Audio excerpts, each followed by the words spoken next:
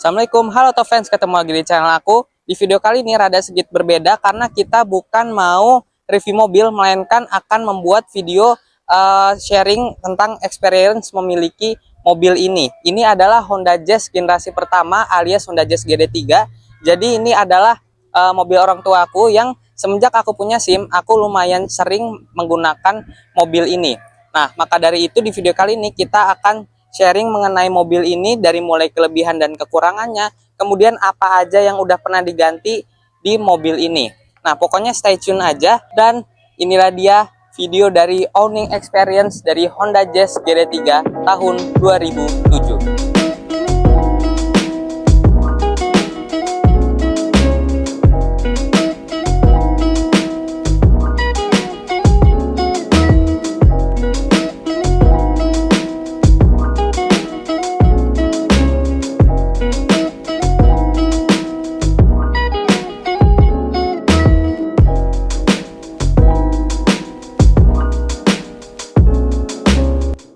Oke guys, sekarang kita akan review singkat dulu ini mobil. Sebenarnya untuk full reviewnya aku udah pernah bikin, kalian bisa cek aja di atas.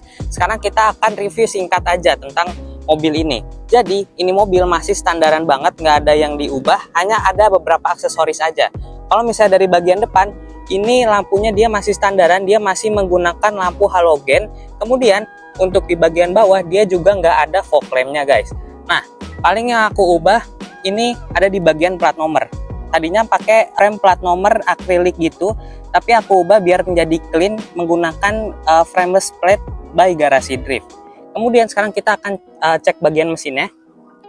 Oke guys, untuk di bagian mesin ini mesinnya masih pure standar, nggak ada yang diapa-apain. Ini adalah yang versi IDSI sebelum yang VTEC. Dia memiliki 1500 cc, 4 silinder, dan tenaganya ini lebih kecil dibandingkan dengan yang VTEC. Dia memiliki tenaga 87 PS dan juga torsinya sekitar 128 Nm. Kalau misalnya yang VTEC itu tenaganya udah di atas 100 PS guys. Nah, mungkin segitu aja untuk di bagian mesin. Untuk di bagian atas ini sudah ada peredamnya ya. Sekarang kita bahas ke bagian samping. Oke guys, sekarang kita lanjut lagi. Nah, untuk di bagian atas ini aku nambahin stiker ala-ala JDM gitu, jadi biar kayak mobil-mobil JDM. Nah, untuk di bagian samping, ini masih benar-benar pure standar, belum ada yang diubah. Dan kalau misalnya kalian lihat, mobil ini itu tetap terlihat stylish dan juga tetap terlihat modern. Kemudian juga untuk velgnya, untuk yang facelift ini, dia udah menggunakan velg yang ala-ala racing gitu, cakep banget kalau menurut aku. Kemudian kita lanjut lagi ke bagian belakang. Oke guys, untuk di bagian belakang ini kalau menurut aku dia nggak kalah sama bagian depan dan juga samping, dia tetap terlihat modern. Nah, untuk di bagian lampu ini bentuknya kalau menurut aku cakep banget ya. Kemudian untuk di bagian sini ini juga aku nambahin stiker ala-ala JDM gitu, stiker emisi gitu. Kemudian di bagian atas ini ada stiker Zerone Japan. Aku karena kalau misalnya nyuci mobil pasti pakai sabun dari Zerone Japan. Sekarang kita akan lihat bagasinya. Kalau untuk bagasi sih, kalau menurut aku untuk ukuran hatchback ya, dia lumayan besar. Di sini juga ada lampu di bagian kiri sini. Nah, mungkin segitu aja untuk di bagian bagasinya. Sekarang kita lanjut bahas ke bagian interiornya. Oke, sekarang aku sudah berada di bagian interiornya, dan perlu diakui emang kalau misalnya Honda Jazz GD3 itu interiornya dia lumayan simple, lumayan sederhana, bukan yang terlihat modern gitu.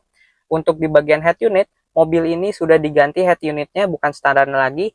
Kalau standarnya dia menggunakan head unit 7 inci, sekarang menggunakan head unit 9 inci. By the way, ini juga udah Android head unitnya. Dan untuk di bagian bawah, ini pengaturan AC-nya juga dia lumayan lengkap. Ada arah semburan, kemudian ada pengaturan fan, kemudian ada untuk suhunya. Terus di bawah sini ini ada untuk menyimpan koin, dan ini ada stiker Garasi Drift. Kemudian karena ini yang varian manual, jadi ini transmisinya manual. Kemudian di bagian sini handbrake masih mechanical biasa. Terus untuk di bagian atas ini dia sudah day and night view, kaca spion tengahnya. Terus di sini ada air freshener dari Garasi Drift. Nah, terus di atas sini ada TPMS alias Tire Pressure Monitoring System. Ini untuk mengukur tekanan ban. Oke, sekarang kita lanjut ke bagian belakang. Untuk di bagian belakang dia sayangnya belum mendapatkan armrest juga. Terus untuk posisi duduknya, kalau kalian yang tingginya 160-an di bawah 170, ini masih lumayan lega posisi duduknya. Nah, mungkin segitu aja pembahasan mengenai bagian eksterior dan juga interiornya. Sekarang kita akan ngejelasin apa aja kelebihan dan kekurangan dari mobil ini dan apa-apa saja yang sudah pernah diganti parts-partsnya di mobil ini. Oke guys, sekarang aku akan membahas apa aja kelebihan dan juga kekurangan dari mobil ini. Nah, kalau misalnya bicara kelebihan dan kekurangan, mobil ini sebenarnya lumayan banyak kelebihannya, tapi tetap ada kekurangannya juga. Untuk kelebihannya, di bagian eksterior, mobil ini terlihat stylish dan juga terlihat timeless. Jadi kalau misalnya kita lihat dari luar, ini bentuknya nggak membosankan. Dia tetap terlihat cantik, tetap terlihat modern. Kemudian mobil ini juga memiliki dimensi yang lumayan compact. Jadi kalau misalnya kita untuk pakai harian, itu pastinya enak banget. Dan kalau misalnya masuk ke gang-gang sempit atau kita butuh selap-selip, itu pastinya enak banget. Nah, kelebihan berikutnya, mobil ini memiliki rasa berkendara yang fun to drive. Kalau misalnya kita bawa mobil ini, itu terasa fun. Terus, untuk kelebihan yang berikutnya, dia memiliki konsumsi bahan bakar yang cukup irit. Jadi untuk di Honda Jazz itu kan ada yang mesinnya VTEC dan juga IDSI sebelum VTEC. Nah, untuk yang IDSI ini, dia konsumsi bahan bakarnya lebih irit dibandingkan dengan VTEC. Nah, terus yang terakhir, di mobil ini lumayan banyak kompartemen penyimpanan, kayak di bagian pintu, terus juga untuk di bagian bawah setir juga ada, terus juga untuk di bagian kiri ini ada laci penyimpanan, sekaligus di bawahnya ada tempat penyimpanan terbuka, terus juga di konsol tengah juga ada tempat penyimpanan, jadi lumayan banyak tempat penyimpanannya. Dan mungkin segitu aja untuk kelebihannya. Sekarang kita akan bahas mengenai apa aja kekurangannya. Oke, sekarang kita akan bicara kekurangan dari mobil ini.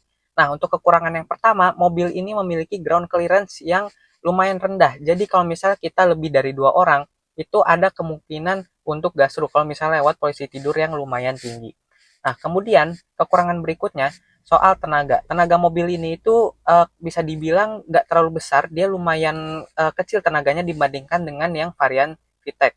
Untuk yang IDSI ini tenaganya sekitar 87 PS dan juga torsinya sekitar 128 Nm. Sedangkan untuk yang VTEC, dia tenaganya itu sudah di atas 100 PS. Jadi sudah lebih kencang tenaganya. Nah, kemudian kekurangan berikutnya, dia memiliki desain interior yang cukup sederhana. Yang aku tadi bilang di bagian dashboardnya, itu memang desainnya itu bukan yang terlihat modern. Dia masih sederhana banget desain dashboardnya. Terus yang terakhir, di mobil ini walaupun banyak kompartemen penyimpanan, tapi tidak untuk cup holder, karena cup holder hanya bagian tengah sini. Jadi kalau misalnya kita bawa botol minum, itu agak susah emang untuk menyimpan botol minum tersebut. Nah, mungkin segitu aja kelebihan dan juga kekurangannya. Sekarang kita akan membahas apa aja parts-parts yang sudah diperbarui dari mobil ini. Yang pertama itu ada di bagian kopling. Jadi untuk plat koplingnya ini udah diperbarui lagi. Terus juga master koplingnya juga dia yang bagian atas juga udah diganti dengan yang baru. Kemudian untuk di bagian kaki-kaki, shock breaker di bagian depan, dia juga udah diganti kanan dan kiri.